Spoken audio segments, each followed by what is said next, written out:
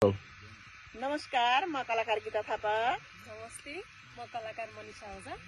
आज चाहिँ हामी भाइको लेखान्त सुटिङमा छौँ अनि सुटिङ गर्दा गर्दै उही हामी मेरो छोरो पनि आइपुग्यो। हाम्रो परिवार हो, प्रधान परिवार। यी मेरी दिदी हुन्, वास्तविक दिदी। अनि यी मेरी बहिनी हुन्। म चाहिँ हुन नसकेको चाहिँ हेर यो मेरो हुन नसकेको कहिले काहीँ मात्र यो त यार पिछाइ बारे आफ्नो भिडियो जाऊ आमाको च्यानल सब्स्क्राइब गरौँ है। लीला कालिम चोकी सब्स्क्राइब